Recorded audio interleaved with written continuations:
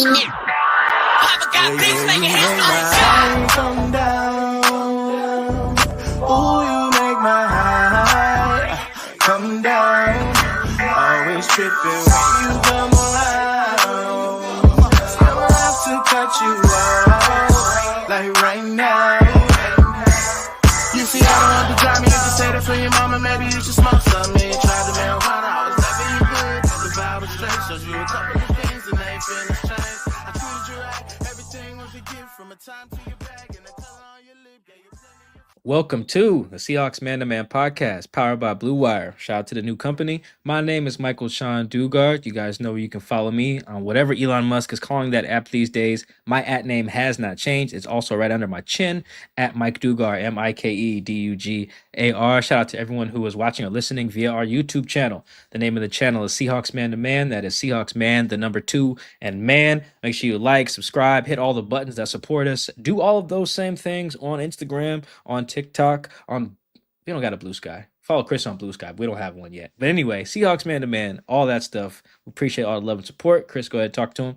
What is going on, everybody? It's your boy, Christopher Kidd. You can follow me on Blue Sky and Twitter at CKIDD206, and that is CKid206. For some reason, I thought we had a Blue Sky. We both have Blue Sky. Yeah, I have one and you have one. Yes, but we do not have it. There we go. I got that. Anyway, welcome back, people. It's been a little bit.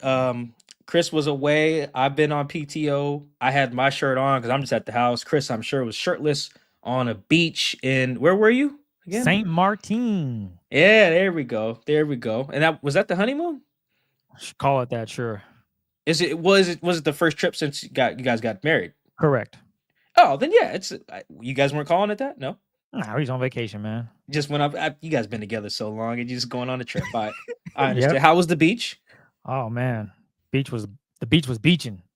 All right. It was beautiful, hot. I got sunburned yet again, so I should probably listen to my wife and wear sunscreen. But I think I'm pretty cool and don't need it. So 0 for 4 now. Not a great streak. Damn. Sunburn. Yeah, man. I don't know what it is. I guess I'm not black enough, right? I didn't know black people could get sunburned until I was in college. I didn't know that. 2 years in college. Okay, yeah. Yeah, no, I know now. Yes. It wasn't until I was like 19. I was like, we can for real? Damn. Learn something new every day. Yeah, it's tough out here for your boy. So I'm 0 for 4. I think I'm done doing that. I'm gonna listen to my wife when she says, "Hey, babe, throw some sunscreen on." Wait, that's your 4th time being sunburned? Yeah. You're just stubborn then. Okay, yeah. All right, I didn't realize. I don't need you egging on. I need you to say, "Damn, Chris, I feel you, bro." You know, I didn't know you were 0 for 4. That's just nuts. The first 3 times that didn't hurt enough. I don't know how to answer because it hurts, right? I've never been sunburned. Does it hurt? It stings. It's like having a blister all over. Oh yeah. Wow. How do you fix it? Can you go into water or something? Or it goes away after a while. The dead skin cells just fall off. So right now I'm on so the good news is it wasn't like 100 degrees out there, so the sunburn was very minor. But for instance, when I was in Hawaii, I couldn't take a shower. Like it burned. Like I had to put the cool water on. Then I came home and bought I forget the name of the flower, but you can get them at your local grocery store. You cut it open and it has like some gel in it. Aloe vera, I believe. Aloe vera. Damn. Oh yeah. Yeah, that's what it's called. So I was rubbing my ass down with that, bro. Like in the crib, just laying on the couch, just rubbing my whole body with that plant because I was sunburned. But this time wasn't that bad. So I think there's degrees to it. So it's probably like the sun degree 1 burn. Previously, I've had 3rd degree and it was just like, bro, I can't take a shower right now. This burns. So Mike, just throw on some sunscreen, bro. Or just wear a shirt the whole time. I've never worn sunscreen. But you have that might be the cautionary tale I needed to hear. Yes. to change my mind on that. So I will keep that in mind for whenever I take he will next not. trip. He gonna go on his next trip. Be shirtless. Like Chris, man, I was out there. I was fine, bro. Don't know what's up with you though. I just booked most of my travel for the season. It doesn't look like I'm going anywhere where I would require sunscreen unless it's really hot in Pittsburgh in September. I doubt that. We might be going to Green Bay in August. The homie Matt Schneidman. I know nothing about of the Athletic. Shout out to homie Matt. He reported that the Seahawks and Packers are going to do joint practices out there. or at least one joint practice Might be out there. 80, Mike. You'll be okay. Yeah, I'm not too. I don't even really want to go to Green Bay, but I wasn't gonna go prior to that. Now I have to Got go. you. So anyway, I got joint practices. Like I said, I booked my travel schedule. Anyway, speaking of travel, the schedule is out. We didn't get to do we didn't do a post schedule release show. We usually don't anyway. But of course, the one year I was like, oh, maybe we should. Chris is on a beach. But I was on PTO too, so it's not Chris's fault. Anyway, so schedule is out. You got the schedule in front of you, I do. Chris?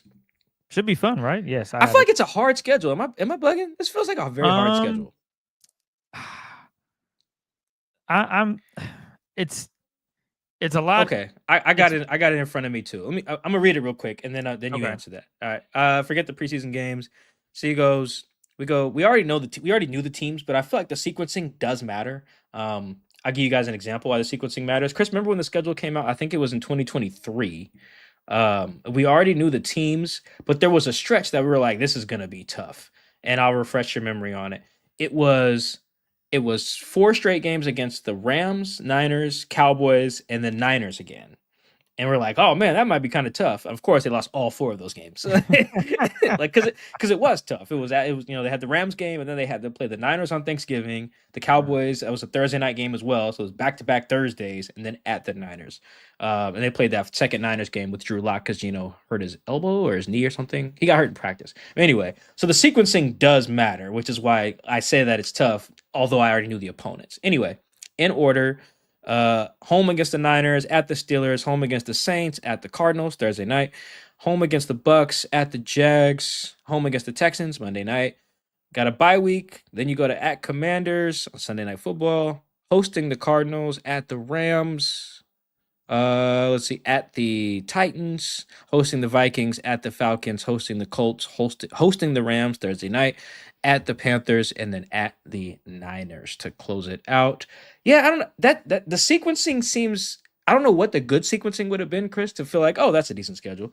But just looking at it, I'm like, this seems tough. Maybe even tougher than last year. Or maybe I'm just higher on their opponents. Oh, absolutely tougher than last year. Their first 3 games last year was a cakewalk. You kidding me? But see, what we have said it. You were pretty confident they were going to go 3-0. I feel like you were even before Tua got hurt. That made the Dolphins game easier. I did think they were going to lose that Miami game, so I thought they'd be 2-1. Okay, that was my prediction. And then Tua got hurt, and they were 3-0. So it was like, okay, makes sense. But and they lost their next 3. Yeah, this season they could honestly start 0-2. There's no I have them losing to the Niners week 1. I know a lot of Seahawks fans are like, what are you talking about, Chris? The Niners they're not the same. I'm like, yeah, they're also hurt. They were hurt last year. They were not healthy. That's just football. That happens sometimes. Week 1, I imagine they'll be pretty healthy and they'll be ready for the matchup. I would guess they start 1-1, lose to the Niners, bounce back, beat the Steelers. That's not going to be an easy game. I will admit that they could easily start 0-2, but I think they'll lose the first game and win the second game. That's kind of how I see things for the first 2 games. Now, after that, that's where Mike's like, yeah, Chris, the Saints, that should be an easy win, but, you never know. You never know. The Seahawks have had a lot of quote-unquote easy wins, but the reason why I kind of backtrack on that is it's Mike McDonald. And I know it's not... They have a new head coach as well, so he's a complete wild card. I'm not doing the best of explaining myself here because they did lose to the Giants with Mike McDonald, so it's not as if it didn't happen. But I just think they'll be a better team prepared for that game per se. And this is a long stretch because I haven't seen anything. Okay, haven't seen rookie minicamp, haven't seen nothing. So this is just me throwing stuff into the clouds and hoping it sticks. I just have confidence that the Saints at home, you'll handle business. They talk about we got John Schneider and Mike McDonald during the offseason both talked about getting that home field advantage back. Well, beating a team like the Saints is a great start. Beat the hell out of them, 2-1. That's great.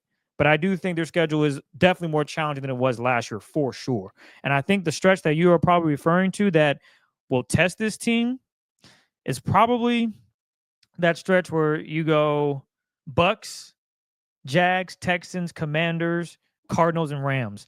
That right there, that's a little gauntlet. I'm not going to lie to you. And the reason why I say it's a gauntlet is just because, for one, you got the Bucks at home.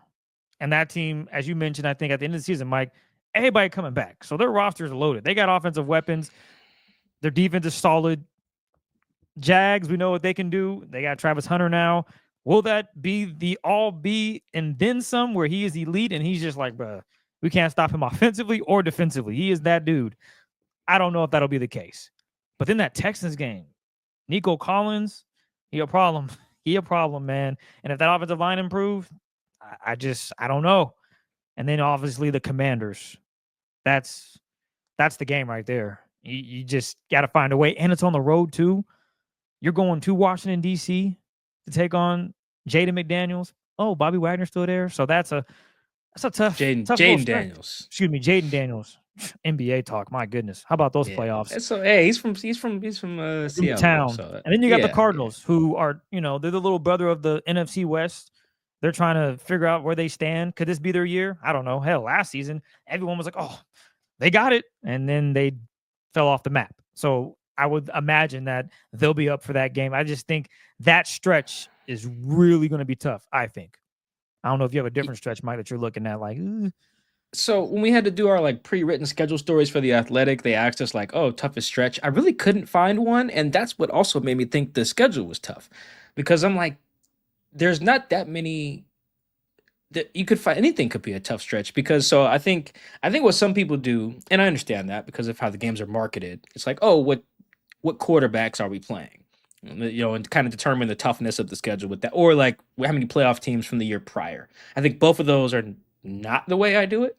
What I'm looking at is the coaches, because the coaches will get any team up, whether they have their starting quarterback, whether they're hurt or just whatever, whether they're banged up. Like the coaches are who I usually, that's the biggest variable. There are a lot of variables, home, road, stuff like, the quarterback, the defense you're playing. But the head coach is usually, I'm like, okay, is this guy going to have his dudes ready? Which is why teams with new head coaches are usually tougher for me to project. How many new head coaches they playing? I think it's just 1, 2. Yeah, I think it's just 2. I think they're just playing the Jags and the Titans. Saints. No, the Titans coach is not new. He was there last year. Yeah. Like the first year of them being a head coach. That's what I mean. Yeah, so Saints and Jags, okay. Yeah, Kellen Moore and then Liam Cohen. So those are a little bit of wild cards. You never really know how that's gonna go. But like outside of those two, let's call those the wild card games, I don't see a game on the schedule where I'm like, if you don't win that, somebody should probably be fired. You know what I mean? Like usually there's a couple games like that on the schedule. Like even last year, the Giants. It was like, okay, you can't lose to the Giants. Even before the year started, it was like, come on, dog. You shouldn't lose that. Even the Patriots game, too. Both of those were kind of like going in like, dog, you can't lose that. Somebody should get yelled at, right? Like that's the type of game on the schedule. I don't really see that on this. Like I don't feel that way about the Jags, because I don't think the Jags were like totally what's the word? Is it bereft? Just lacking talent. Maybe I used the wrong vocab word there. I don't think they were. You're looking for incompetent. Yeah. Well, there's something of talent is the word I was looking. I think is it bereft? Look up bereft for me when you get a second. There's a word there I'm trying to use. Anyway, I don't think that they just suck. I think they had a bad coach, and they're one of those teams very similar to last year's Chargers. That I just think if you were to change the coach and the coach does a good job with what's already there, you can be in good shape. I feel that way also about this year's Patriots as well. Like I think just they weren't that bad, but if you were to change the coach, they made some good moves in the offseason too. But like insert Vrabel, I think Vrabel's so much better of a coach than the black dude they had last year. That if you have the Patriots on your schedule and you're thinking, oh, we should beat them because they were 3 and whatever last year, I would not apply that logic because they've changed their guy. So even if we were to say those 2 games are the wild cards, Chris, I'm just not seeing where I'm like, yeah, man, that team, that should be your get right game. I don't feel like that against the Titans. I'm sure some people are like, well, Mike, we're going to the Titans. Rookie quarterback, second year head coach, and a team that was bad last year, so bad they had the number 1 pick. I'm like, I don't know, man. So who in the NFL would be that? If you had the perfect selection, good question. I'm guessing I have one team in mind. But now let me just pull up the league really quick. So I would feel like that if they had the Jets on their schedule. The Jets is just really dysfunctional. Um, I would feel like they had Cleveland on their schedule. Oh, you know what? They do have one of those games. It's the Colts. That's That's what the game. well, I think we talked on the phone. I don't remember what it was. We talked about it, and I was like, Mike, bro, the Colts should be just like a dub. No, And you're right. like, I keep forgetting that game. No. That's the one. You're right. You're right. That's it. If there is it's the Colts. I think no matter what's going to happen, they're going to be bad. Like that's the game there where it's like, dog, if you guys lose that, heads need to roll. You're right. That's probably the one. Everything else though, I feel pretty good about like the other team giving them a fight. Particularly the ones that are on the road. I think that's where it's harder to find a game. Like for instance, if you think even the Titans game is that, okay, that's still a road game against a team that like has talent. They have talent over there. They've been building their O line up. Like they have talent. I think their coach actually is a decent coach. He just Tennessee a little bit of a mess. But you're right. The Colts is one. The Titans could be like 1.5. But I don't feel like the Panthers are a walkthrough. I feel like Dave Canal is going to have them boys right. I think they're going to be a playoff team. Panthers are. I think the Falcons are going to stink again. But I just feel like that's another tricky one where it's I've seen the Seahawks lose too many of those type of games where it's like, oh, you're supposed to go down there and handle business. They usually do a good job of beating the Falcons in Atlanta though. So for what that's worth. But yeah, I think it's a real tough schedule, man. That's what I said. I said, you know what? It's not the easiest schedule. It's not the hardest, but it's right there in the middle. Like this is a challenge. Like they're not traveling 50 million miles again this season. But I don't know. I just booked all my non-division travel. Them was some flights, man. Oh, now for real, I'm going. So this is the non-division travel. I'm going to Pittsburgh, Jacksonville, DC, Tennessee, Atlanta, and Charlotte. I guess I'm wrong there. That's 6 Eastern time zone or Nashville Central. But damn, the flight's still far as hell. That's 20,000 miles, I guess. That's without doing all the math. Probably something like that. It's probably less than that. But yeah, it's a lot. It's a lot. Yeah, it's a tough schedule though. I can see why. I think they're I want to say their preseason win total projection or whatever is like 7.5 or something like that in that range, maybe 8.5 depending on the betting site. I think the Athletic uses BetMGM, so I have to use that one because I'm a company man. As you can see, I'm wearing an Athletic shirt today and an Athletic beanie today, company man. Yeah, I can see why it's like 7.5 though. Or even if it was 8.5, I could see that. This is tough. This is gonna be tough. There's a lot of potentially good coaches on here. Like if we were just go by coach, they get Shanahan twice, McVay twice. They've literally never beaten McVay with Stafford, which is crazy. Craziest stat. Just never beaten those two. That's nuts. And they added Devontae Adams. Not sure how that's going to change things this season for the Seahawks. So you get Shanahan twice, Rams twice. That's tough. I think D'Amico Ryans is a good coach. I really like Todd Bowles, good coach. Obviously Mike Tomlin's a good coach. Who else? Kevin O'Connell's a good coach. Dave Canales, like I said. So, and then DQ, the Commanders coach. So got a lot of coaches I respect. You got a couple wild cards in there. Again, Bill Callahan or whatever, Brian Callahan, whatever the Titans coach name is. It's Callahan, so go with that. Yeah, it's Callahan. Yeah. The Colts coach is probably actually good. I just think that's just an unserious team. I just do. Ladies and gentlemen, let me take you behind the curtain. So Mike and I was rapping about the schedule, and he was like, "Chris, how many wins you get?" I was like, "I got like 10." He's like, "10?" He's like, "I don't know, man. I'm going through it right now. I might be able to give him 8 or 9." I'm like, "Mike, the Colts is a win." He's like, "I don't know, man." Now look at him. A few weeks later, you know what, Chris, you might be right. I be forgetting about the Colts. They're like on my mind now because the owner just died. But like, that's not a serious operation over there. When you're QB, 10 wins, guys. I think I probably got like 9. I think that's what I wrote in my schedule thing.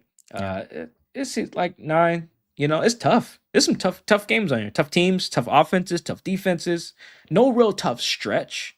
But yeah, so you think that stretch that I mentioned is tough enough? Doesn't really hit it for you? I'm hesitant to carry stretches into the bye week because the bye week just tends to feel like so much of a break from action that once a bye week's in there, it feels less like a stretch. You know, I do, however, think that if you just want to cut it off from the bye week, Bucks, Jags, Texans could be that could be tough. I forget what I said was the tough stretch there in my story. Maybe I said coming out of the bye week, maybe. Yeah, I think it's gonna be tough. I think it's gonna be. We're gonna learn a lot about Mike McDonald in year 2 because he's gonna have some really good coaching matchups. Not to mention the coordinators he's gonna that Kubiak's gonna face on the other side. Yeah, coaching matchups matter a lot, and then home and road stuff like that. So yeah, very tough schedule. Should be fun though. I wish we had some closer road trips though, because dog, that is far as hell. Like that's. I got like all those trips I need. I think I got like one direct flight. I think I'm flying direct to DC and back, maybe. And then I think maybe direct to Atlanta and back. Everything else, your boy is gonna be logging those flight miles. Shout out to Delta. Well, we do want to get the Twitter questions and voicemails as well. So a lot of y'all acting shy, man. We see all the tweets coming in. We see that on Blue Sky, Twitter. I get DMs on Instagram. I'm gonna challenge y'all. Before you send that DM, before you send that tweet, you see that number? Put some bass in your voice. Go ahead and leave a voicemail. We got y'all. We appreciate all the love and support. Mike, you ready to get this going with voicemails? Yeah, absolutely. I feel like the voicemail thing gonna pick up too once the season goes on. Yeah, that's my fear. We're gonna have like 90 voicemails. I can't wait for that. I can't wait for the voicemail show. But anyway, let's get into it. All right, so here is a voicemail numero uno. Hi, Mike. Hi, Chris. This is Whitney. I'm calling from Seattle. Love the podcast. I was just wondering if you guys could give us maybe some reasons to be optimistic about Sam Darnold. I personally am not. I love Gino, big Gino fan. So anyway, maybe if you guys can give us some reasons for hope. Hope and cope. Thanks so much. Have a great day, guys. All right. I like that. Shout out to Whitney. Do we have reasons for optimism on Sam? I think I have like 2. Okay, you're scratching your head with all your gold jewelry on. This man. So I will say optimism. He can play some football. Talented young man. All right. Well, I hope so. He is a football player. I'm hoping he can. He just needs everything around him to be successful. And that's the scary part. Because as Mike has witnessed, Chris, I watched the film. When things aren't working well, Sam is bad. bad. But when Sam has everything working well, he looks good. So that's kind of what it comes down to. It's very hit or miss for him. Now, my hope is that he takes the next step. And despite the flaws that he might come into this with the Seahawks with, he's able to overcome that. Kind of what we saw from Gino. Because I'll be honest, I'll be the first to admit, I didn't think Geno Smith would be as good as he was. I was at training camp when he was terrible. And me and Mike are like, yo, there's no way they're walking him out there week 1. There's just that they got to find another quarterback. And I was proven wrong.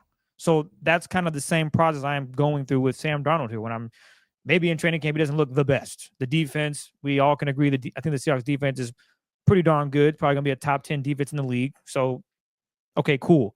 But he was out here throwing picks left and right, incomplete passes, not looking comfortable in the pocket. There was going to be some worry. But that's against a good defense. Maybe he goes out on week 1, he's going up against the Niners, and he lights them up. But then there's also a side of me that's saying, okay, can he do that though?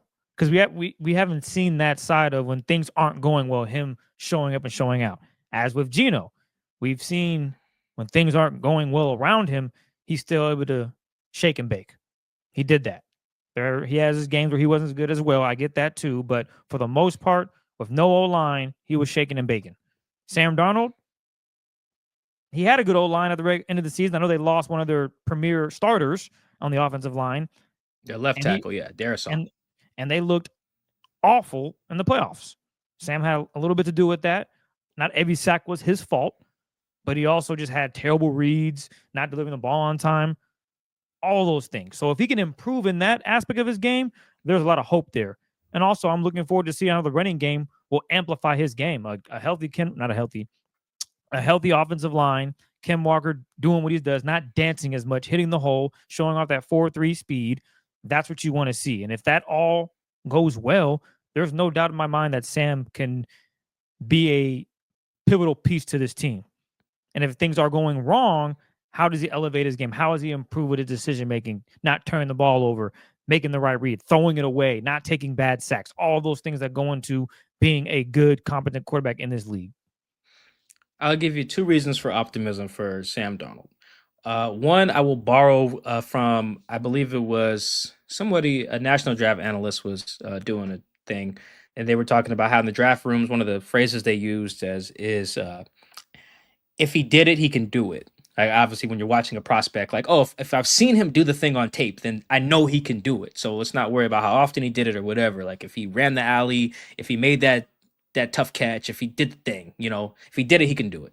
And I think that applies to Sam a little bit, particularly just with his entire last season. If he did it, he can do it. So last year he did it. He was very good. He was a Pro Bowler. He had very good numbers. He threw a lot of touchdowns. I think it was fifth in touchdown rate. He was about a league average quarterback by the broad metrics that I'm comfortable using. EPA per dropback, QBR, I think it was like 14th. EPA, he was like 16th. So right around the middle of the pack. But for Sam, that's great because prior to that, he had not been anything close to the middle of the pack as a starter.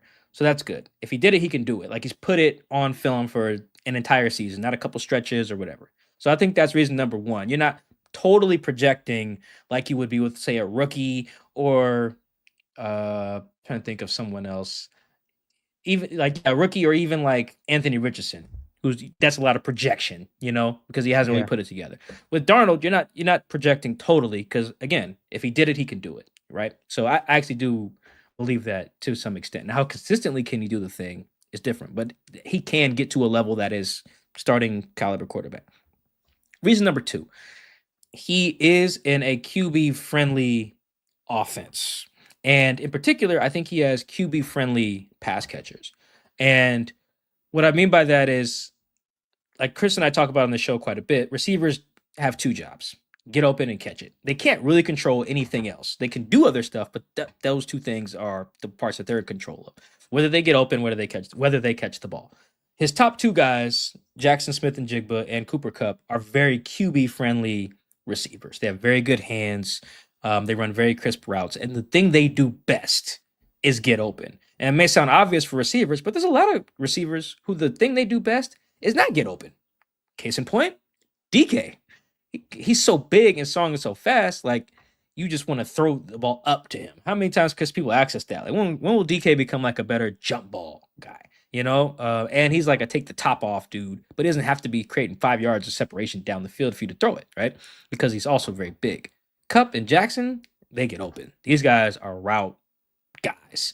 Even Kupp, you watch his tape now, you're like, okay, he only gets open on about like 4 very specific routes, but you can't guard him on those 4. So just run those 4 a bunch, right? And then this Jackson can pretty much get open, kind of doing whatever he wants. So I think those two things are very legitimate reasons. You don't have to think, I don't have to sell you on that too much. Those are very realistic things. The offense is very quarterback friendly. He has 2 very QB friendly receivers in the way they get open. They have good hands. Both of them do. And again, if he did it, he can do it. I don't have a third reason, but I give you those 2, Whitney. Those 2 for you. That's the best I got. Thanks again, Whitney. Appreciate the love and support. Our next voicemail. You ready, Mike? I am. All right. Yo, this is Mikey Mike calling from the other Washington out in D.C. Born and raised in Seattle, though. So, of course, I will be at the Sunday night football game there in Week 9. So my question is, which rookie jersey should I buy that will be the most valuable in 10 years? Thanks, guys, and thanks for all the content you put out. Ooh, I like that one. For behind the scenes, a little tidbit, Chris did not tell me what the voicemails said. He listened to them ahead of time, so I am hearing all of those voicemails for the first time. That is a fun one. You got one, Chris, for this? Of course, man. Okay, go ahead. It was tough for me because I think there's going to be there might be 2-3 guys in this rookie class that pop. But, man, it's tough for me not to go with the quarterback, Jalen Murrell, but I won't. So instead, I will go with now I got even harder. I'm probably going to steal Mike's guy. Forgive me, Mike. Go with your boy, man. Go ahead. Say his name, man. I want you to say it. I don't know who you're talking about. We didn't talk about this beforehand. Who you got? Who is the guy that you want at corner, Mike? Oh, Nick Eamon-Worry. Yeah, that could be a good one. Yeah. Yeah, I think I'm gonna go with Nick, man. I have to. Yeah. I think why Nick? I think he's gonna be a polarizing player. I like him more at safety. We've had the discussion before, but that's where I think he'll just have his flash. He'll just be that guy. Julian loving him. or it could be Kobe Bryant. We'll see how it plays out, but I just like him in the box. I like him around the area, around the action, going and attacking the offense, going after running backs, covering tight ends, just playing that physical safety position. So I'm going with number 31, man. All right. Wait, I stole Mike's guy. Is that what number he's wearing? He's wearing Cam's number? No, he's got a single digit number. He's got 3. He's wearing 3. He's 3? Okay. Yeah, he's wearing Russ's number. Yeah. That's right. That's right. Yeah, he's wearing number Russ's 3. Number. Yeah. So you'll have a bold young man there. He's wearing Russ's number. Comparing himself to Cam Chancellor. That boy got some heart. Show out. I can respect that though. I love the he's got cornerback confidence as well. Yeah, I probably would have went with I had 2 when I listened to that voicemail. My 2 were Nick and Jalen. I think that there's a world where that like this might be going a little bit too far, but there's a world where like Jalen's the best player out of the draft class. There is. That's not because going far, I don't think so. What I was about to say is going too far. I changed it. Yeah, I changed that would have sounded too crazy. There's also a world. Now this is probably my hot take of the offseason. There's also a world where like Jalen's the best player, the best offensive player in the entire draft, the 2025 draft. Like the ceiling is that you want to talk about ceiling. The version of Jalen, I think I've said this before, the version of Jalen that puts it all together, not just like is just unreal, but just does what it looks like he can do. You know, like if he just like if every, let's say, put it this way, if every offensive player on that got drafted, everyone has like weaknesses or whatever, you know, in their scouting report. Let's say every prospect fixed those, just fixed whatever they are. They got rid of them. They fixed them, whether it was weight, whatever, blah, blah, blah.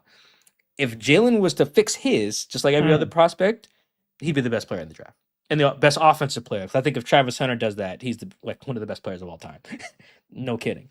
But like if Jalen does it, there's a world where, oh, okay, that's the best player in the draft. There's also a world where he is in the UFL in like 5 years. But there is I'm serious. But there is a world where Jalen is the best player in this draft class and he's the best offensive player in the 2025 draft. If the weaknesses on his draft report vanish, I don't know how they're going to vanish, but they could.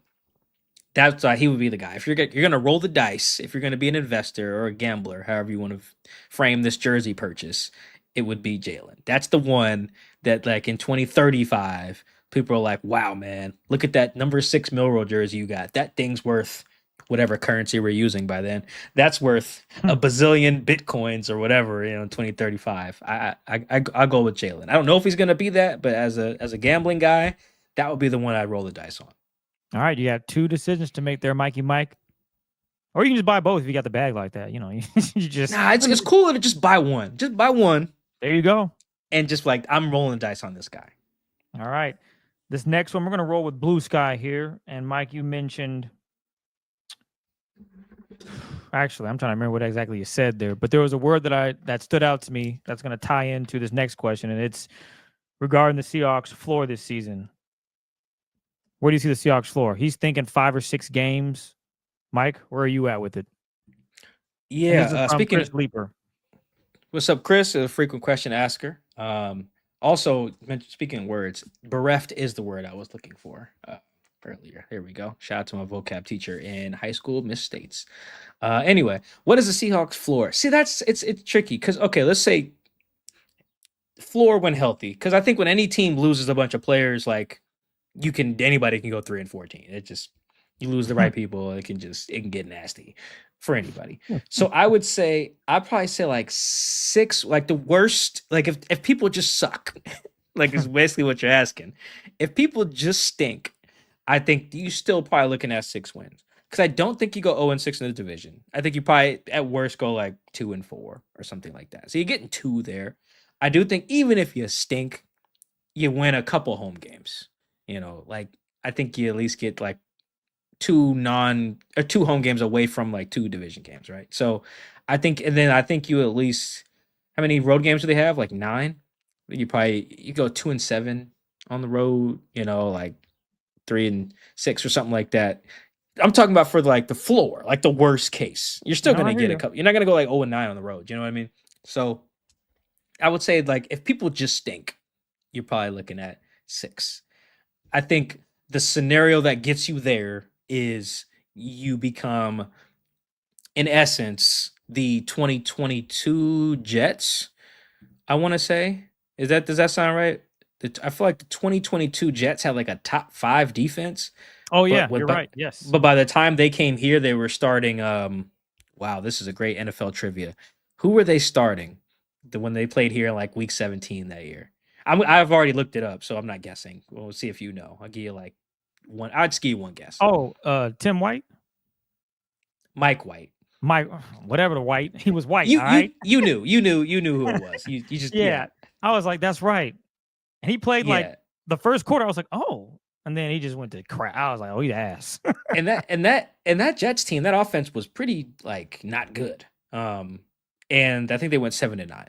You know, because the defense was so damn good. I think like in your worst case scenario, you get a season like that where the offense just doesn't figure it out. Kubiak's a fraud. The O-line falls apart. Kubiak's basically just Shane Waldron and Grubb 3.0. Like, I'm not saying that's going to happen, but I think that's how you get to the ceiling. Or excuse me, the floor. I think that's how you get. I don't think the defense at the bottom would just fall out on that. I think Mike McDonald's just kind of too good for that to happen. He kind of reminds me of McVay in that regard, or even Shanahan a little bit, where it's like, as long as he's got his pieces, the offense, his side of the ball just won't stink. You know what I mean? Like Shanahan's like that, McVay's like that. Andy Reid, same thing. As long as my guys aren't hurt, we're just not going to suck on that side of the ball. Mike McDonald, I'm saying, is like that. Offense, though, I don't know enough about Kubiak to say that. So I think that's like the floor is probably like being the 2022 Jets, where you win like they went 7-9, but we were only playing 16 games back then. Yeah. Huh. Oh damn. Yeah. Yeah, that'd only be 16 games. Oh no, sorry. That was just what they were after losing that game. I think they actually ultimately went 7-10. That's what I was like, wait, my math can't be right. Yeah, they went 7-10 that year. Sorry. So I do think that's that team, that Jets team is probably your floor, being like that. 6-11 or whatever, because your offense stinks. This next one is from Erosi World. What new pass catcher are you most excited about and why? Well, I was, Chris. You'll never guess who I was going to pick when I first read this question. Or maybe you could.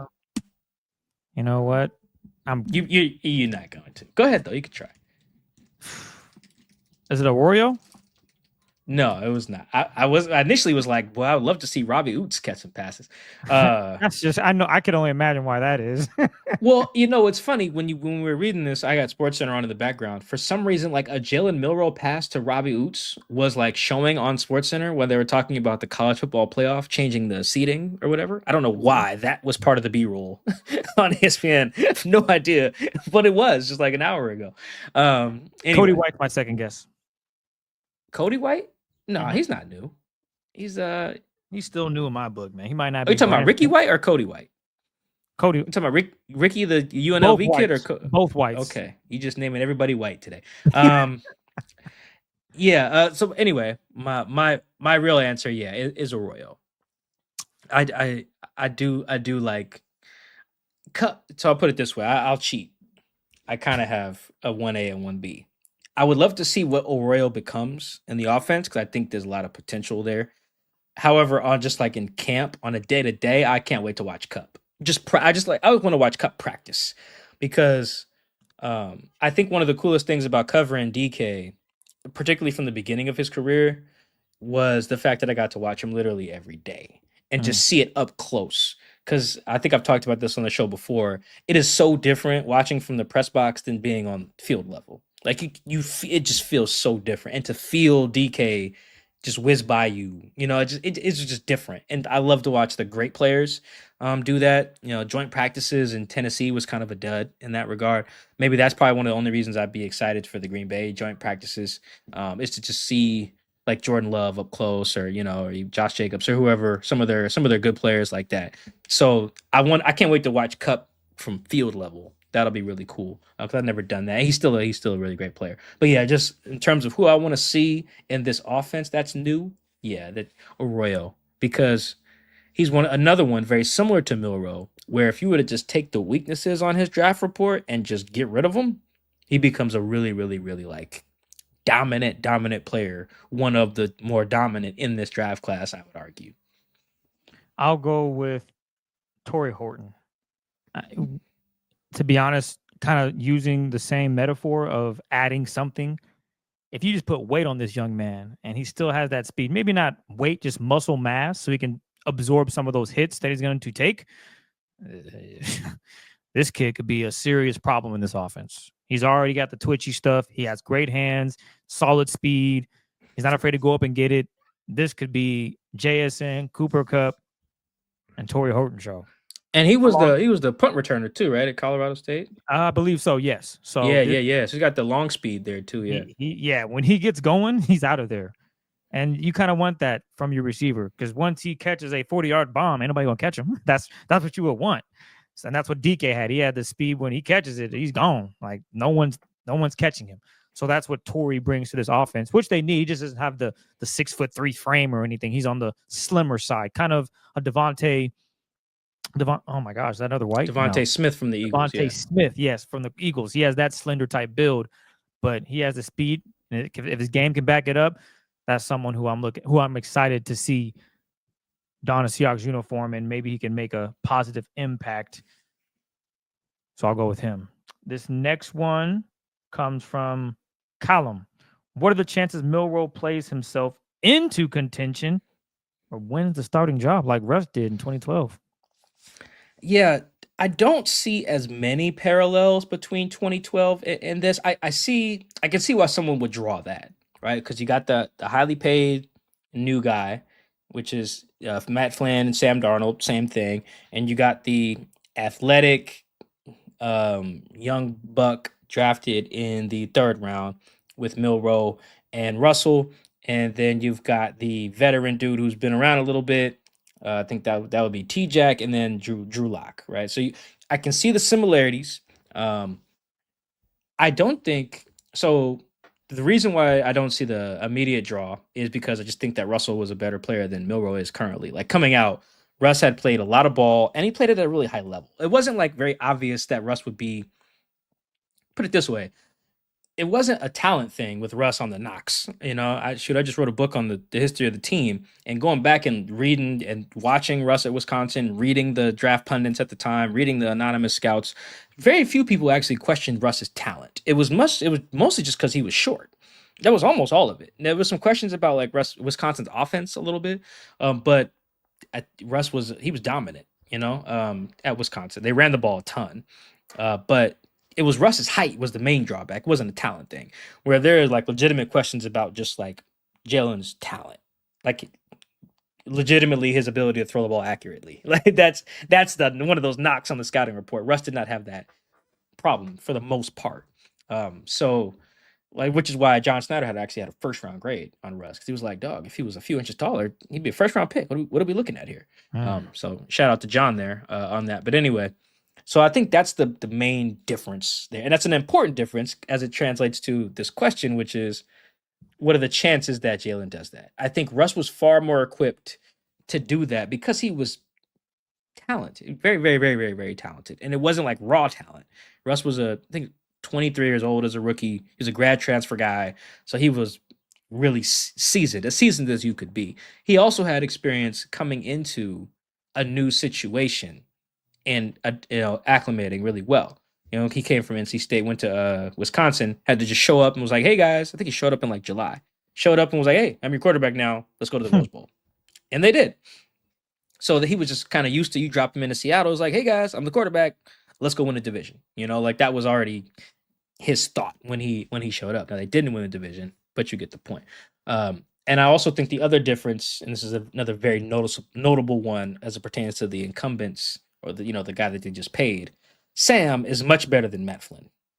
Like, I'm not very high on Sam, but I was not high on Matt Flynn at all. And even going back and researching for the book, the decision to pay Matt Flynn might be John and Pete's. Wow, that was stupid. Like it was just very little info they were going on. Now John was part of the process, I think, of drafting Matt Flynn in Green Bay, so maybe he was drawing on that. I have to look that part up again. But just as much money as they gave him with little sample size, he basically threw for 6 touchdowns or whatever in week 18 or whatever week it was, week 17 of that final game as a Packer. It was like, oh, let's pay him. That was dumb.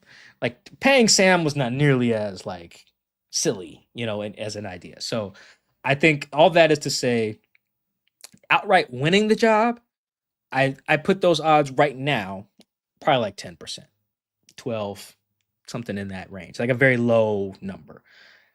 However, I will end it with this. That's probably what people were putting it around this time of Russ's rookie year. And Russ's rookie year, after rookie minicamp, it was like, oh yeah, he probably beat out Matt, maybe like a couple years.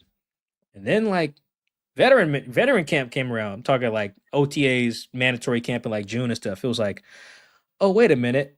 This might only take a year. Like Russ might be our guy like 2013. Then camp rolled around, like actual camp in like July. A week or so in, people, not just one, coaches, players, it was like, hey, he might be better than bro right now.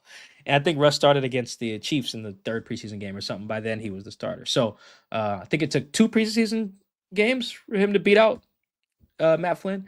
I don't think Jalen will be on that type of path, but I'm bringing up that Russ story to say that just because the percentage is low now, like it's a sliding scale. By June, you ask me again, I might have it at 22%. By July 31st, it might be like, oh, now it's at like 33%. You know what I mean? It slides. But right now, it's a pretty low number because he's got a lot of ways to just grow talent-wise that Russ did not have back then.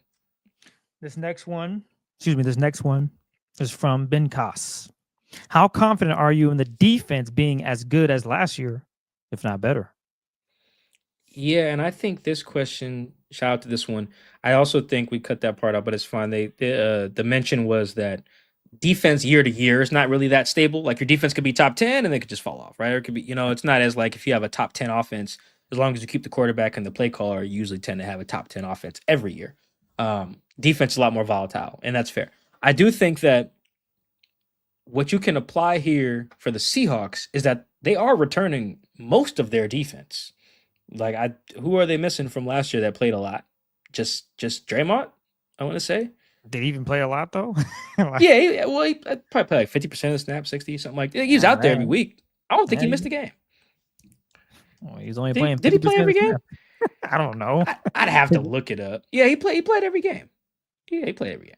So he was out there, and so he played 55%. Yep, just what I thought. So outside of him, though, you're pretty much returning everybody. So I think that is where the fact that defense is generally not sustainable year to year, I think that is not totally applicable here. I think what you saw towards the end of last year will carry over. You're keeping the same play caller. You're keeping, I believe, all of the same position coaches. You're obviously keeping the head coach, and you're keeping like the same voices. I think that's important too. You're keeping AJ Reed. You're keeping Leo.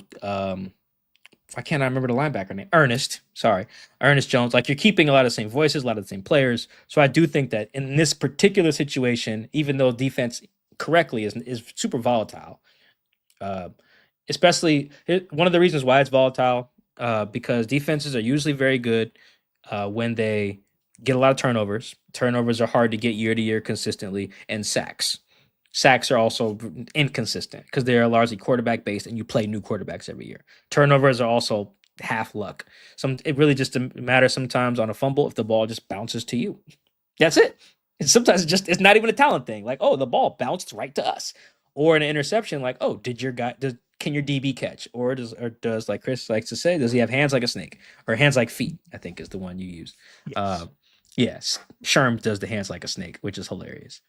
So I think that's why defense is not usually consistent year to year. But in this case, I believe it will be because they're returning all of the key parts that usually makes offense consistent year to year. It's good play caller, quarterback, blah, blah, blah. There's no quarterback on the defense, so to speak. But I mean, damn, they're bringing back like 10 of their 11 starters. That's about as consistent and and as much continuity as you can hope for on a defense. That was good the year before. This next one comes from Cascade Krumholtz, German word, by the way. If Riley Mills plays and succeeds in the second half of 2025 and beyond, how do you see McDonald and AD, Aiden Durde, deploying him both schematically and situationally? Yeah, I think in an ideal world, I don't think Riley Mills will play this much at all, just because he blew his knee out in December. But if he does, I think they're still going to be chasing that same Michael Bennett archetype that they've been looking for we're going on like 7 years now. They've been looking for another Michael Bennett.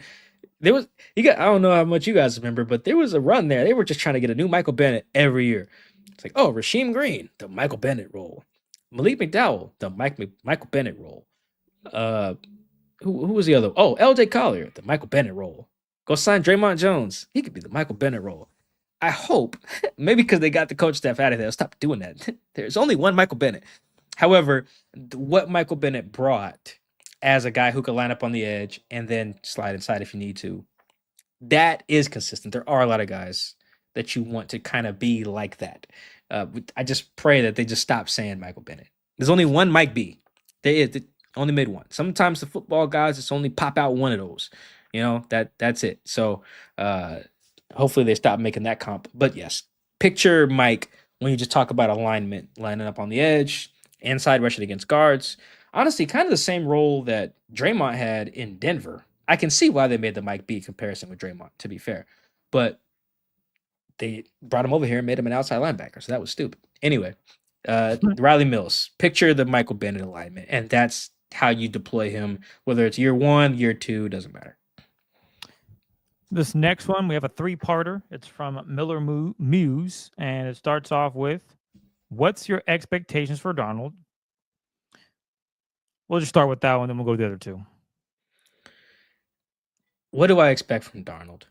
I expect him, this is going to sound harsh, I just expect him to not stink. Because you think about it, he stunk for most of his career prior to Minnesota. I expect him just to not.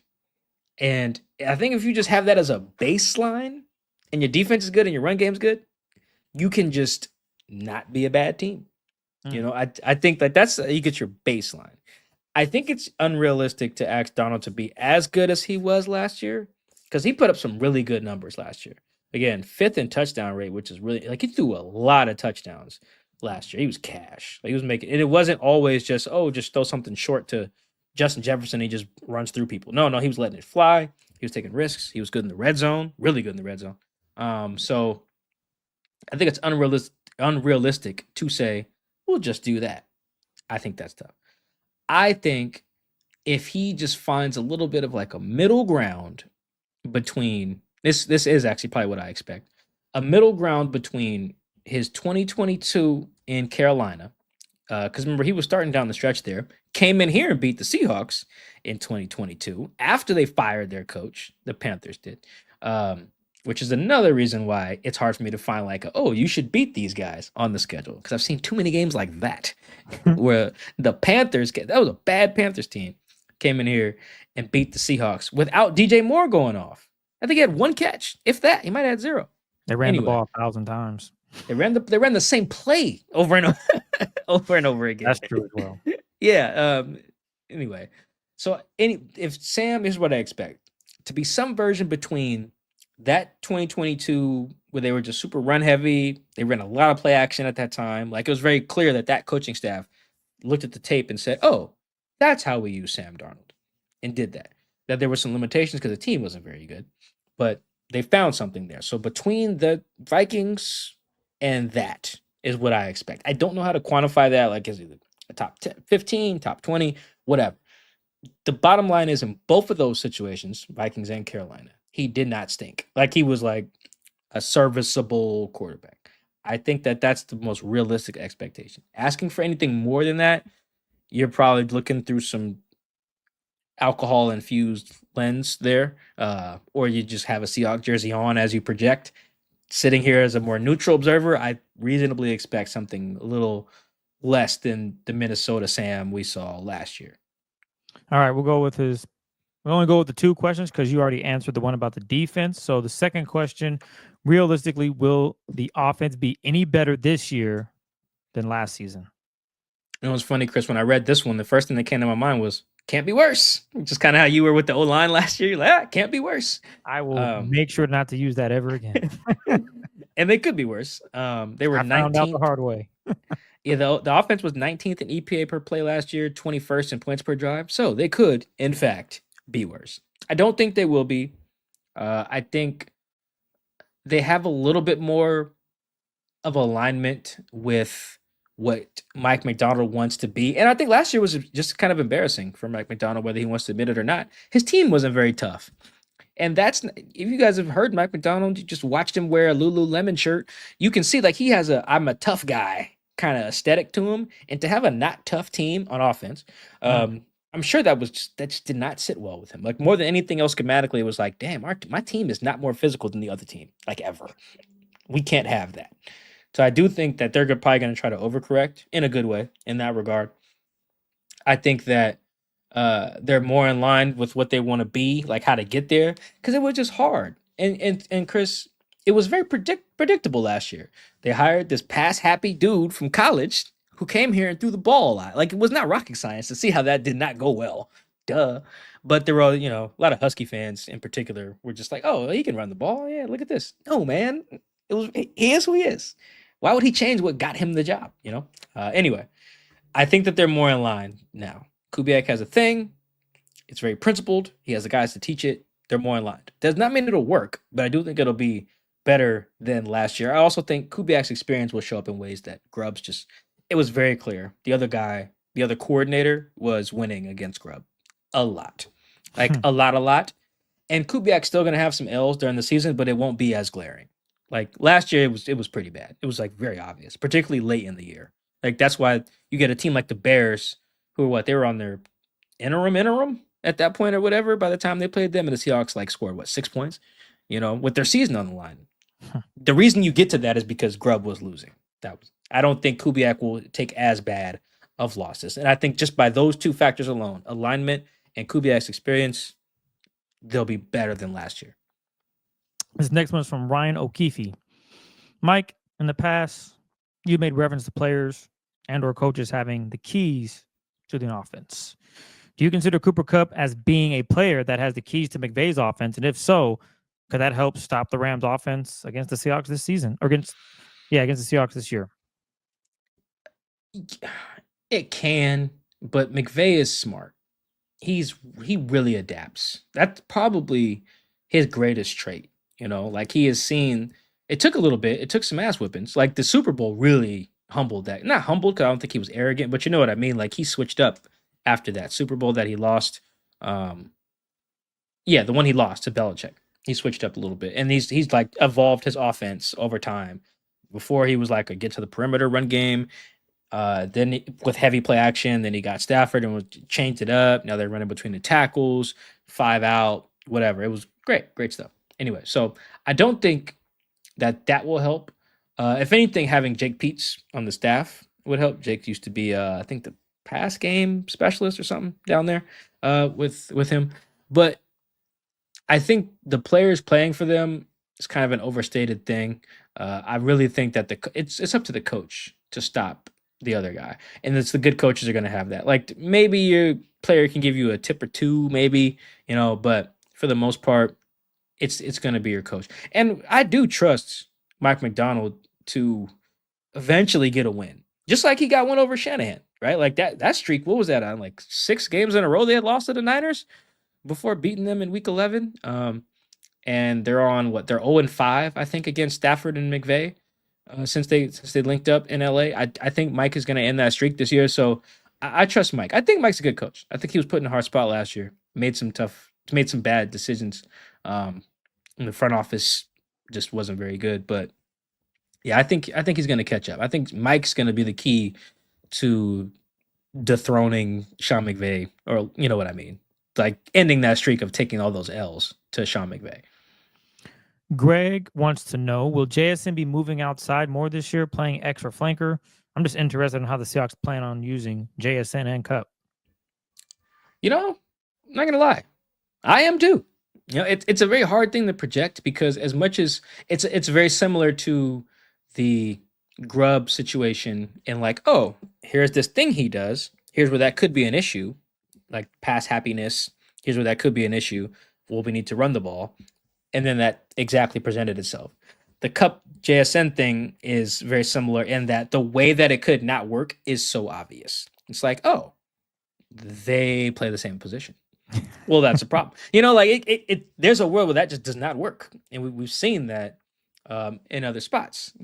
I feel like you see it a little bit more often in like basketball. You just like sign two guys who are like guards who just need to isolate. You know what I mean? Like, okay, well, we can't have two Carmelos, right? Like that just doesn't work. So there's a world where this doesn't. I think the way that it does is you weaponize Jackson's route running vertically to be that guy who stretches the field. Because Jackson, as we've talked about on the show, is not super fast. He's not like receiver fast. He's like human being fast. Like if Jackson ran down the street, you'd be like, oh, that guy's fast. But if he ran next to other receivers in the NFL, you'd be like, well, not so fast. However, Jackson's a very good vertical threat despite not being super fast. Case in point, look how he barbecued James Bradbury in that game-winning touchdown in 2023. That's a vertical route. You wouldn't associate that with like someone who's quote unquote like a slot guy, not very fast. But when you're a good route runner, you figure out ways to win vertically. He just ran up his James Bradbury's toes, made him open his hips a little bit, cooked. Great catch, ball game, right? Like you weaponize that, I think, to open up the intermediate stuff for Kupp so that if you do want to go in your two receiver stuff, and you don't want to put Marquez Valdez-Scantling on there or Chris's boy Torrey Horton because they have the downfield speed. Like you just want to put your two best out there. Well, how can you do that if they don't trust that either one of them can't take the top off? I think you got to weaponize the fact that Jackson can do that. You don't have to do that from the outside or whatever. You can do that from wherever, but you have to take advantage of that because he can do it. Like Jackson is a downfield threat, not just from the slot. Like that Bradbury catch, I believe that was from the outside, if I remember that correctly. So I think that's how sitting here, what is it, May something? That's how I would do it. Maybe I need to see some practices. I have not yet to really look at it in this offense, but that would be my thought. It's like, okay, Jackson, you're our vertical guy when we go two receivers with you and Kupp. Because if you ask Kupp to do that, that's bad coaching. I'm not asking him to run vertical no more. Nope. Ask Jackson, younger dude, he's got it. I think that's the way to make it work, even though they have the overlapping skill sets. Mike B063. I feel like the scheme and pass heavy play calling last season made the O-line look worse than what it was. Do you think that the new scheme and returning players, Gray Zabel included, are enough to bring the offensive line play up to league average? I don't know. I would hope so. That would be league average. I do think the premise of the question is accurate. I do think that Chris, what's the highest degree of difficulty on Madden? Is it all Madden still? Mm-hmm. Is that the one? Yeah. Yep. Grubb had that turned up. He had them playing on all Madden. Like what's the easy? Can you just give me all the levels? What are all the levels on Madden? Rookie, pro, all Madden. Okay. So I do think that if I had to use the Madden terms, you guys can tell I do not play video games. I haven't played Madden. Did I leave out all pro, rookie? No, pro, you said all pro. There's 4, okay. Right? Yep. Yeah. Rookie, pro, all Madden. Yep. Okay. Yeah, that's what it was when I played too. I didn't know if they changed stuff. I haven't played Madden. And when I moved to Wazoo in 2010, I left my PS2 at the house, and that's the last time I've owned a game system. So that's it. And that was in 2010. So anyway, Grubb had them playing on all Madden. That was bad. It did not work. It indeed made the degree of difficulty a lot higher. And I think that Kubiak's system is better for those guys. So I would say yes. I think that it probably what's the one you'd pick, maybe, Chris? I think they'll be playing on like all pro this year with their O-line. I think that's probably how, if you're a video game person, that'll make perfect sense to you. If you're like me and don't play Madden, maybe it doesn't. But just that's how I would look at it. I do think this scheme, running the ball, the play action stuff, the zone stuff, is a lot better than for an O-line. If you're not super talented, I think that's the way to go. Doesn't mean you'll be like a great line. Maybe you are just league average, but Seahawks fans, the league average O-line is probably worth throwing a parade for. That's how bad it's been in recent years. Fair enough. This next one is from Spaghetti 105. Who's a young player on offense or defense? So you pick which one you want, Mike. You think could have a breakout season. Okay. You take one of these. Which one you want? Offense or defense? I will go. I'll go offense, Okay. and I will go with Arroyo. Some of the reasons that you already mentioned, I think he could be a game breaker for the Seahawks. I think he can really help them specifically in the red zone. I think that's going to be money time for him. I see money. In the end zone, I got you. Just throw it up, create concepts for him to find space. I think he could be a really big target for the Seahawks in the red zone. First and goal, give him a shot. Why not?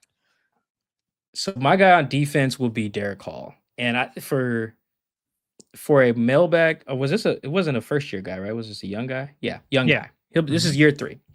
My breakout guy for the Seahawks this year is Derek Hall. I was working on a mailbag article a couple weeks ago and looking at some old clips from last year on defense to answer a separate question. And I was just like, dog, D Hall has to put this together eventually because the talent is just there. He is country strong. Like he might be the strongest guy on the team. Like he just it doesn't make sense. It's just the way he can use that power to run through offensive linemen. I think I tweeted a clip too a couple weeks ago where he just plows through Taylor Decker, the left tackle for the Lions. And he sacks Jared Goff not by wrapping him up, by grabbing the back of Goff's jersey and throwing him down while being held by Taylor Decker. Oh my God. When we release this pod, put that clip in there, Chris. That is nuts. I need everybody to revisit that play with me because that is absolutely insane. The guy that can do that, and that's not the only play. Derek Hall has a lot of plays where he's just stronger than the other guy. I feel like a dude who has that in his tool bag should not do anything other than be dominant in year 3. Like this has to be the year. I think it has to come because this dude is too good. He's too good. It's too rare to be that strong, that powerful, that explosive at that position and not put it together eventually. So yes, he's my breakout guy for 2025 on defense. All right. DK is a Wookiee. Which position group is the group you think needs to get more depth? For me, inside linebacker. Ernest and Knight go down with injury. Big trouble. Yeah, I think I gotta agree there. I think if something happens to Ernest or Tyrese Knight, Mike McDonald is one more rolled ankle away from asking me or Chris to get out there and fit a B gap or whatever, and which we will politely decline. Well, speaking for myself, I'll politely decline. I don't know if Chris will use profanity in his decline. I will. I'll accept the contract. What I'll do is I'll just fake an injury. I'll sign the contract. They got something in there for that though. You can't fake the injury. You got to go in there and play some. You got to go out there and take on a pulling guard. I'll purposely strain my hamstring. I will not stretch before warm up, and I will go out there and strain it, get a check, and I'll be good. It's the easiest thing to do, Mike. I just came up with a luxurious plan of how I can be on the Seahawks. Okay. Well, so Chris is going to commit fraud in the way he declines. I would just say no. I'm okay. I'm okay there. But yeah, they're short on linebacker depth. Everywhere else, I actually think the drop off between the starter to the next guy up is actually not that bad. Maybe at left tackle. If something happens to Charles, probably all hell breaks loose. That's always going to be the case though. Left tackles are just too rare. Outside of just specifically Charles. No, I think the depth actually is. They even got depth at quarterback now. So yeah, I think they're okay. Pretty much everywhere else except for something happens to Ernest. Honestly, something doesn't even need to happen to Tyrese too. If something just happens to Ernest, I think they're in a lot of trouble. This next one is from Thorsten_MZ. Is there one move, trade, free agent signing you want to see the Seahawks make to improve the team? Yeah, I don't know how much has been talked about in Seattle, maybe just because everyone likes the pass rushing setup they have now. But I'm really on board with the Trey Hendrickson thing. I don't think it will happen, but I don't know how much you guys have been following that. But that's the type of guy the Seahawks have been getting in these trades. It's disgruntled dude who wants the hell out of there. I remember Dwayne Brown did one of these holdouts where he just didn't show up to work till week 7 or whatever when they got him. Sheldon, I think, had beef with the Jets. Jamal had clear beef with the Jets. Carlos Dunlap was very unhappy with the Bengals at the time that like, this is it. This is the blueprint. These are the type of guys you trade for. Now, you can get guys that are happy where they're at, like Quandre or like Ernest Jones. But this is it too. Like this disgruntled employee thing. Like Trey Hendrickson is pissed at the Bengals. They paid everybody but him. They really did. They said, we will take out a loan to pay our receivers, but you, buddy, no. So I'm willing to give up whatever. I'm not giving up a first round pick, but like you give him a third round pick in Mafe, yeah, bring on Trey, and then pay him. I'm cool with paying him too because it ain't my money. But yeah, I'm on board with something like that. I really would be. This is the next one. The next one is from Daniel Huber. With cap space left, what can we expect of terms of the Seahawks being aggressive with front-loaded contracts to gain future upside? Love from Bavaria. Oh wow, Appreciate that. I think they'll extend Charles. I think they'll probably do one more extension. If I had to guess, maybe Kobe signs one, but that depends on the Eamon Worry thing. I think that's probably the only one I feel really good about is Charles. But again, going back to Trey, to double down on that, I don't know how much of the Bengals y'all watched on defense last year, which is fine because they sucked. I wouldn't have asked you to watch them. They were garbage. But Trey Hendrickson is a game changer. And particularly if you put him in a situation where the other players around him are good. Because he had like 1 million sacks last year and it didn't matter because everyone else sucked. But if you were just like to do the deal I said, I don't know if that would get it done. But let's say you give the Bengals a third round pick, you give them Boye because they're going to want a player, right? You say, hey, cool. Because Boye is an expiring contract anyway. So, all right, cool. You give him Boye, you give him third round pick. You got Chenna, Tank, D Hall, who I just said I'm really high on, and then Trey. That's how you have the best defense in the league. That's how you lead the league in sacks, probably lead top 2 in turnovers or whatever, number 1 in pressure rate, all this stuff. I think that's how you get there. As currently constructed, they should still be fine. A top 10 defense, like Chris alluded to earlier. But you add that dude, then I'm like, you should have the best defense in the league. And I think when you're trying to win a Super Bowl, the difference between being the 7th best defense in the league and being the first is notable. That's how you win an extra playoff game or something, maybe. So yeah, I'm with that. Use the cap space on that dude. Dama at Aaron Ahmad BC. What should 12's expectations be for the upcoming season? What was your score or your season prediction? I tweeted it out. I said I got 11 wins here. 11? Okay, so you got 11 and a playoff win. Yeah. Wait, is that do you have them winning the division with those 11? No, I don't think they win the division. I did not. Okay. I had them winning 11 games, but I thought they finished probably second. So you got them on the road. Let's play this out because your scenario is going to be more optimistic than mine, so I want to spend more time on yours. You have them winning 11 games. They're on the road. Where are they at? Where are they going first? Oh, you know what, man? They're at Washington. Okay, so they're at Washington. Washington wins the NFC East, which would be huge because that means the Eagles don't. So they're on the road. They go to DC. Do they beat the Commanders in the wild card round? Nah. So they're 1 and done in the playoffs, get 11 wins. All right, cool. I probably that would suck. But that's realistic though. What the Vikings win last year? 14 wins last year. Packed up. And they weren't even the division winner with 14. They won 14 games. Didn't go on the road per se. There was a neutral site game because it was in Arizona because of the fires in LA, and still got packed up, as you said.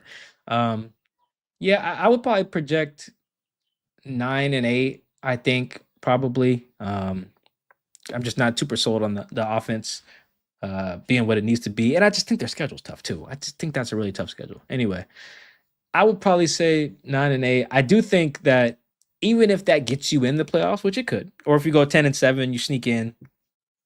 I think you're probably getting bounced by somebody in the wild card round. I agree with Chris there. I'm trying to think of who I would see. I think the division winners would probably be Philly, Detroit. I think all the same ones from last year. No, Philly, Detroit, Tampa, and then San Fran. I think I got San Fran winning the division. So yeah, probably going to who I think will be the 4th. Probably like going to Tampa, maybe. And in there. I could see something like that. Yeah, I think they could get in the playoffs this year. Like they should be a wild card team in 2025. That should be the baseline expectation for the fans. The organization wants a lot more. They should. It's their job. But the fans, I think your expectations should be get in the dance and go from there. Beam ski, Steph Beam 22. Division standings by the end of the year. And the biggest impact players for offensive defense. What you guys got? Okay. I've already said my impact player. Or no, I haven't. I'll go with my impact player. This is probably no surprise to anyone listening to the show. I'm going with Spoon. I think that very similar to D Hall. I think they're in the same draft class. Spoon's already been putting it all together, but I do think that if there's nothing else that Mike McDonald does, like if he keeps everything else, and he's like, how can I just do one thing to make the defense better? I'm gonna keep all the same stuff for 2024. I'm gonna just pick one thing to make the defense better. It's get Spoon around the ball more. That's it. Because I think of all the players they have, he is the one most capable of wrecking a game to the highest degree. I think the other one is Leonard. They both can do it, which why they were both Pro Bowlers, I think, as alternates. But yeah, I think that would be if you had to try to fix something or add something to this defense, it's not even like something schematic or whatever. It's really just get Devin Witherspoon around the ball more. So I think that is probably, and I know Mike sees it the same way as me. You have to. You can't watch the guy make the plays he did, the lead blocks, the whatever the energy he has, and think anything other than it's my job to make sure he's around the ball as much as humanly possible. That's my impact guy. This next one is from Axel MTG. Are the Rams really going to be as good as the national media is making them? Super Bowl contenders, winning multiple playoff games. They seem to be relying on a lot of talented players staying healthy. Stafford not regressing. They got some real weaknesses. Hold on, I don't know if you want to do the other, but that the last question they wanted us to rank the division as well. Oh, that's true. Let's go back to that. Ranking the division, I got Rams. Ooh, damn, that's tough. Rams, Seahawks, Niners, Cardinals. Rams, Seahawks, Niners, Cardinals. Okay, all right. I got Niners. I'm just really high on the Niners. Maybe I'm just an idiot, but I'm high on the Niners. Niners, Rams, Seahawks, Cardinals. I think that we could get a year where a third team gets in from the division, like in the playoffs. We've had that before, actually in the last few years. I think the NFC North, for instance, sent 3 teams to the playoffs. So I think getting you third can still get you in the playoffs. Maybe they need more than 9 wins that I'm projecting, but that'd be my one. It's before we move on to the next one. I just feel weird about the Cardinals just throwing them in at last. I feel like eventually just Jonathan Gannon guy is going to figure it out. I feel like they're going to figure it out. That's fair. I couldn't be mad. I can't be mad at that. And then again, my bad on skipping those questions within the question. Super Bowl contenders for the Rams. Are you buying the hype, Mike? And that's from Axel MTG. I don't know if they're contenders per se. They got to fix their secondary. I can't remember what moves they've done to fix that, but that's going to be a problem. It was a problem, and it's not even just like the throwing part. Like your secondary, like can they cover? I was watching the other day. I was watching NFL Network, and they had the Eagles game on replay. I think it was after Saquon got paid. I think that's what it was, or somebody got paid. Anyway, their safeties couldn't tackle either. They gave up, I think, in the 2 games against Philly, like 500 yards rushing or something. Like Saquon went ridiculous in both of the games. It literally rain, sleet, or snow. Like in the snow, he went crazy. In the LA weather, he went crazy. Like it did not matter. They could not stop Saquon, and that was largely a secondary issue. The safeties couldn't tackle. The corners didn't tackle with consistency. And until you fix that, you can't win the Super Bowl. You just can't. Like those guys got to be hitters. They don't got to be the best cover guys in the world, but they can't be getting gashed on the ground. And I think that's what I mean when I say they got to fix their secondary. So I don't buy them as contenders. I really think that if the Eagles, I think there's only 3 contenders. I don't know if you agree with this, Chris, in the NFC. I would probably put the Eagles, Lions, Commanders. That's probably it. Contenders are teams that have a chance to win the Super Bowl. I think that's fair. I would throw the Rams in there just because of the talent pool they have. Obviously, they got to do it on the field because one injury and you're like, damn, it's over. But for even them even folks. healthy, you got the Rams in there. Like if they're Yeah. I would have the Rams as like my fourth. I think there's in the NFC that would be the fourth team that I think it's Super Bowl or bust for them. Like that's their mindset going in. Obviously, every team says that, but we really know like who's really in the dance and who's not. right. Yeah. The Rams are in the dance, I would Gotcha. say. Got two more. Lukey Rex. The Seahawks have been kind of stuck in mediocrity for the last couple seasons, maybe longer than that. There have been a lot of changes this offseason. Do you think those changes are enough to break out of the middle pack? Yeah, I'm not sure. Well, my answer actually is no. Maybe that can change once I watch these guys, but that's the beauty of doing the show in May. I think the issue they're going to run into is the high-end talent on the other teams that we're mentioning. Like these other teams that we're talking about, these contenders, they have like in some cases multiple all-pro players. Like that matters. That's where the margins are different. Like if you have good players, you'll be a good team. Packers last year, great example. Chargers last year, great example. They had good players. They were a good team. Justin Herbert, blah, blah. Their defense, actually, they had like a top 3 defense too. Those Chargers did. Might have been the number 1 scoring defense. And they got their backs blown in by the Texans, right? Because they ran into a much better team in the playoff game.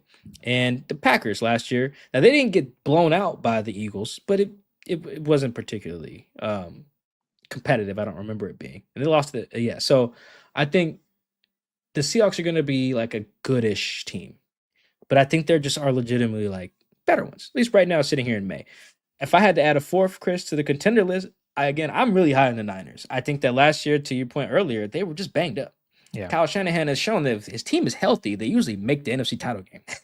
Like legitimately, that when guys just don't get hurt, that's where they end up. Very rarely are they short of that with when they're healthy. So I need to see it, but then bringing Robert Saleh back to coach their defense too, I'm actually really high on that as well. So yeah, I think the Seahawks, maybe not middle of the pack, maybe like a good team. I don't know if you guys consider the Packers middle of the pack, I guess maybe, then yes, like last year's Packers. That's probably where I see them in terms of like where they'll rank among the other teams. But yeah, I don't think they'll break through to that like, oh, the Seahawks are contenders unless somebody we haven't discussed becomes like maybe 2 guys become just like a force, unlike we've seen before. Like reaches into that all-pro bag. Probably maybe 2 guys are in that like discussion. I do think Leonard and Spoon could get there for what it's worth. If they do, then maybe we're talking about something different. But until I see that, I think there'll be like a good team. Whereas there'll be like another tier above with Washington, Philly, and Detroit. Last one comes from Ren Kai on Blue Sky. Man, that rhyme. Shout out to me. All right. After a year plus of observation, do you feel John Schneider and Mike McDonald are building chemistry and roster building and vision setting? Yes, this is actually a really good question to end on. I do. I think last year it was just so obvious that John was just doing whatever. I don't think it's a coincidence that he had like his worst offseason in Mike's first offseason. Like they just weren't, it wasn't clicking. And this is going to sound harsh to the player, but like I just really don't think Mike would have, if he really sat down and really watched it and they did it together and discussed it, that he would have signed Tyrell Dotson to be his starting linebacker. Now, he may have signed Tyrell, but not to be like, okay, you're our guy, you're our Mike. No, he would not have done that. He's not one of his guys. He's just not. Just play style, just not that guy. Some other decisions I just don't think Mike would have done either. It was very clearly it was very clear last year they just did not know what Mike needed. That's why there were guys that they even drafted who didn't make the team. That's pretty rare. Like DJ James was just like, nah. It's like, get out of here.